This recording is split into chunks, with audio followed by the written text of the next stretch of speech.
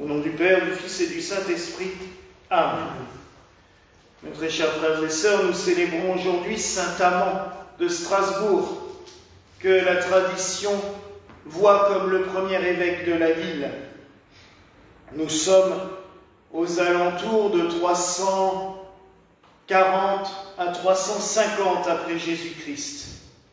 Ce n'est pas l'évangélisateur de la ville, ce n'est pas le premier chrétien de Strasbourg, puisque saint Materne est passé par là, selon l'ancienne tradition au 1er siècle, pour évangéliser la ville, pour y construire même une église, Saint-Pierre-le-Vieux.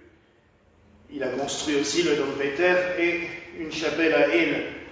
Mais le premier évêque mentionné historiquement, c'est saint Amand.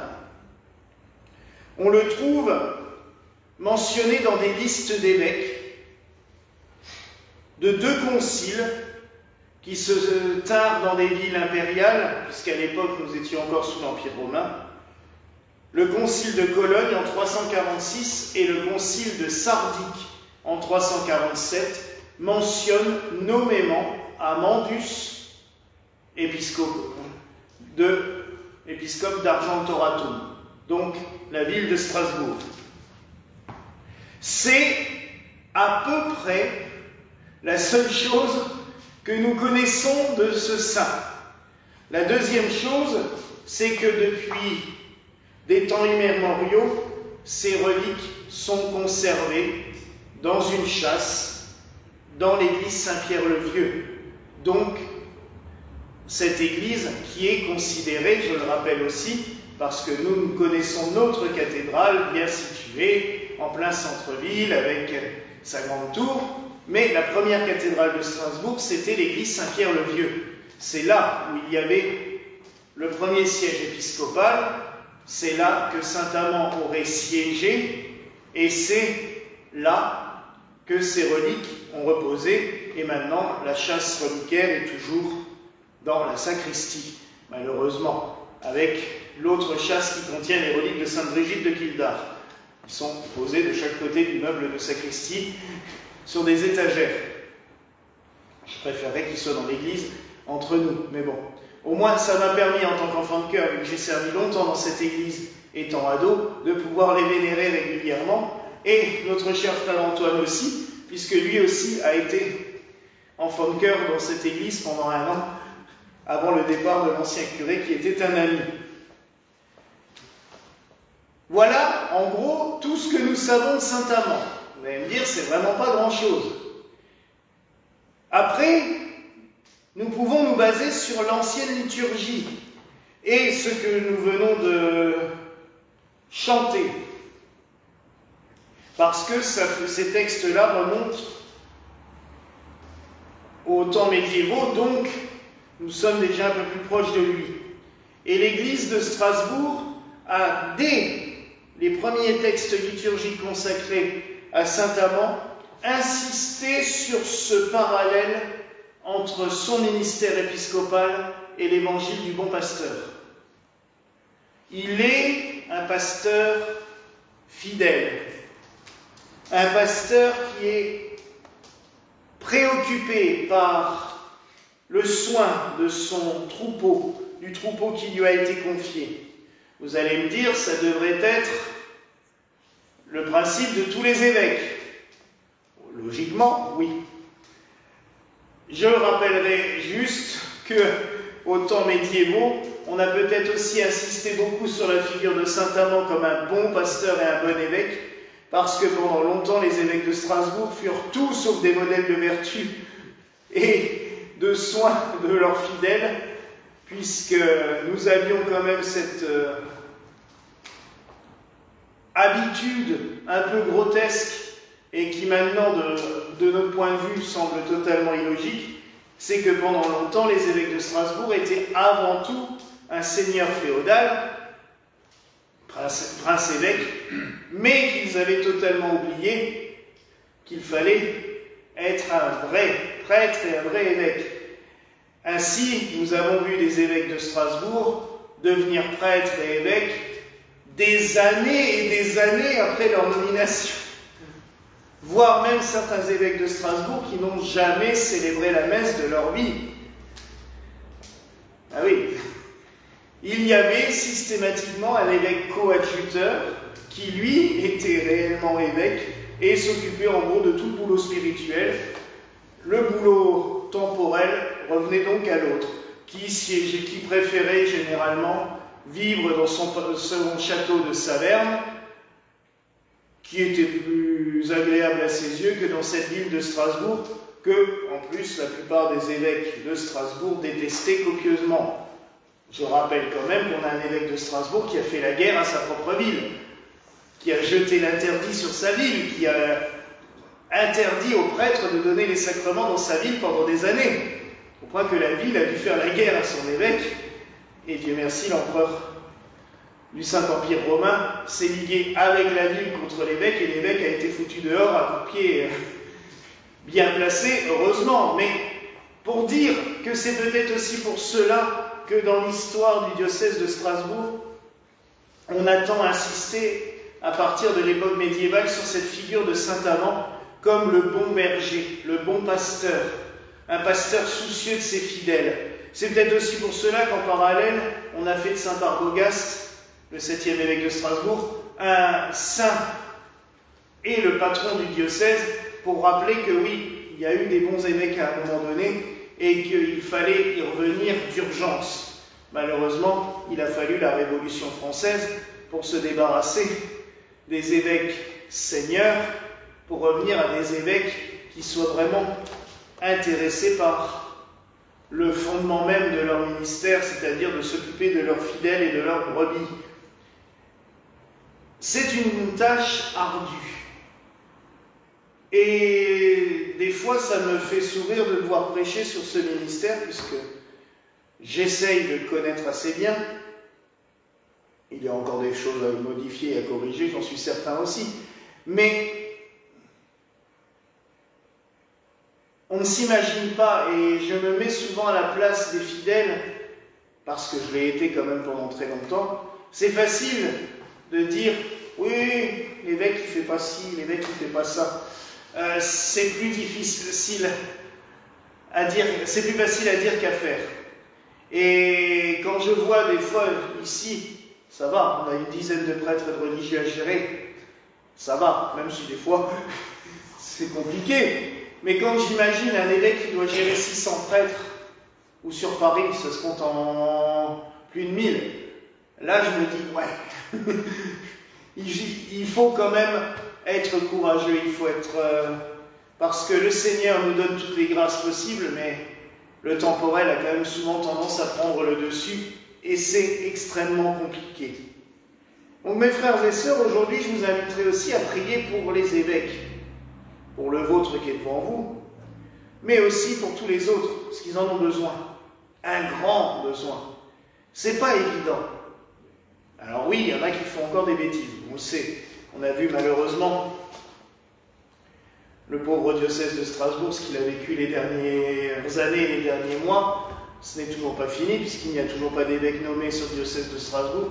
Donc je vous inviterai aussi à prier pour cela aujourd'hui, que l'archidiocèse de Strasbourg puisse avoir un évêque digne de ce nom à sa tête, et que ce diocèse puisse revenir à une certaine forme de paix, parce qu'il en a un grand besoin. Mais aussi, prions pour que chacun puisse trouver aussi sa place dans l'Église. C'est pas toujours aux évêques ou aux prêtres de prendre toute la charge sur son dos. On parle beaucoup en ce moment d'église synodale, c'est la mode dans l'église romaine, mais toute église devrait l'être d'office. Même si forcément il faut bien quelqu'un pour diriger et pour décider au dernier recours, sinon on ne s'en sortirait pas. Mais chacun a voix au chapitre, chacun a droit à la parole.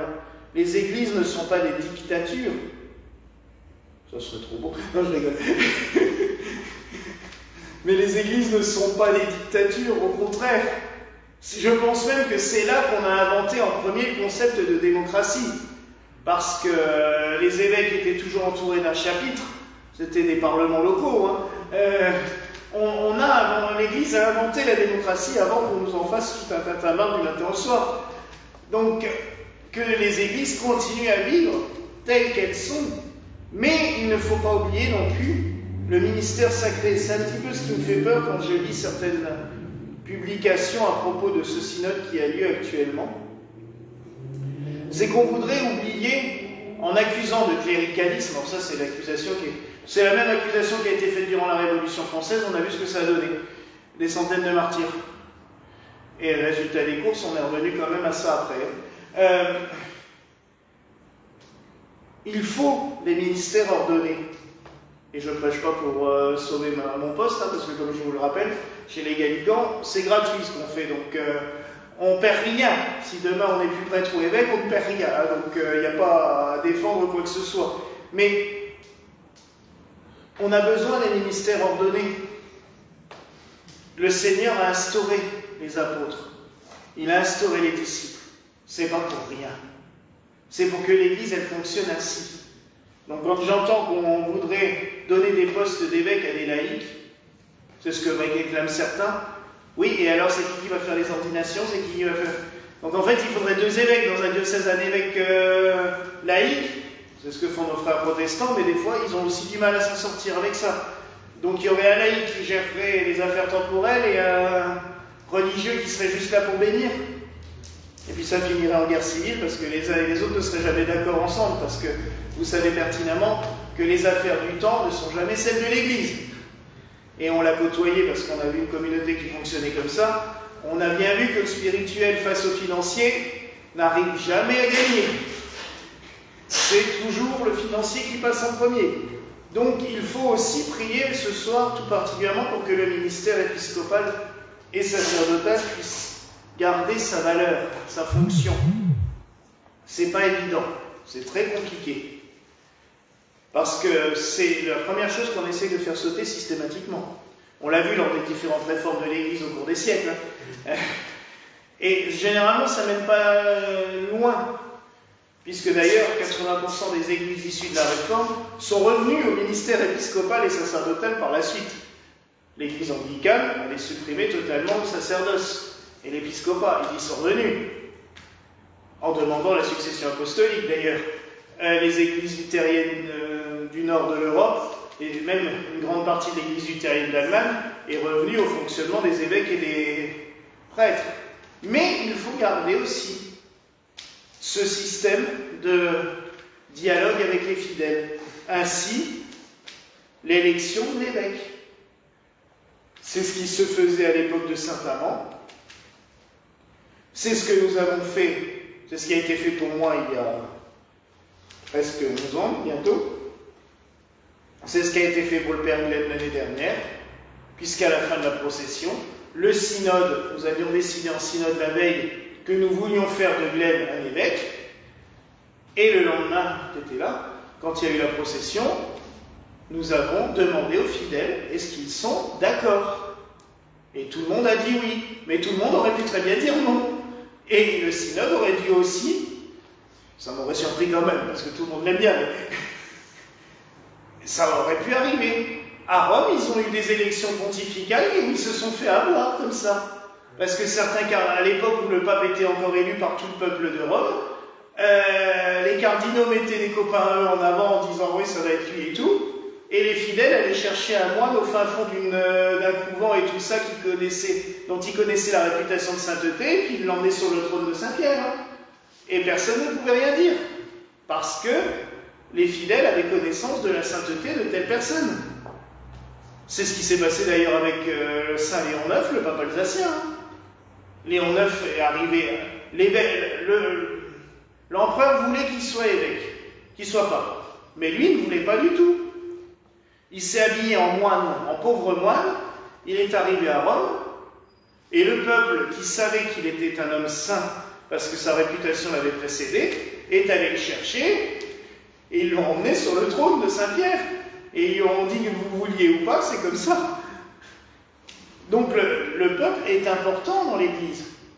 Et Saint-Amand, lui, a encore été nommé évêque de Strasbourg par ce moyen-là. c'était par élection des fidèles. Et ça, c'est quelque chose de très beau. Et je pense que la vraie synodalité, elle joue là-dedans. Mais il faut, comme ils le font dans l'orthodoxie, il faut quand même un conseil synodal qui gère les affaires tous les jours. Vous vous rendez compte si on devait faire un référendum à la fin de chaque messe pour savoir les décisions qu'on doit faire dans la semaine? Je peux vous dire, je vous en poserai des questions tous les dimanches, hein, parce que... Alors c'est un petit peu une homélie-causerie, mais parce que en méditant un peu sur le ministère de Saint-Amand, je me suis rendu compte que c'est vrai ça a beaucoup évolué, le ministère épiscopal au cours des siècles. On a vu des horreurs, on ne peut pas dire autrement. On a aussi vu des améliorations, parce qu'il fallait aussi un petit peu évoluer. Mais alors donc ce soir, tout ce que je vous demanderai, mes frères et sœurs, c'est de prier pour vos évêques, pour tous les évêques, parce qu'il y en a dans tout le monde entier, et il faut prier. Je vous rappelle aussi qu'encore un grand nombre d'évêques est persécuté. Les évêques catholiques en Chine, les évêques catholiques en pays communistes ou en pays d'islam sont persécutés. Des évêques vivent cachés. Ils exercent leur ministère de manière cachée. Ils n'ont pas le droit de le dire publiquement. C'est encore très compliqué pour nombre d'évêques qui, eux, vivent l'épiscopat tel que l'ont vécu les apôtres, dans la peur, dans le risque de se faire martyriser à tout bout de champ. Donc, on l'a vu, hein, il n'y avait pas à aller loin. En 1993, quand l'évêque d'Oran, Monseigneur Clavry, s'est fait assassiner, ça laisse quand même des traces. Hein. Maintenant, c'est un bienheureux martyr, mais bon, il aurait préféré pouvoir continuer son ministère en toute sécurité plutôt que de se faire assassiner.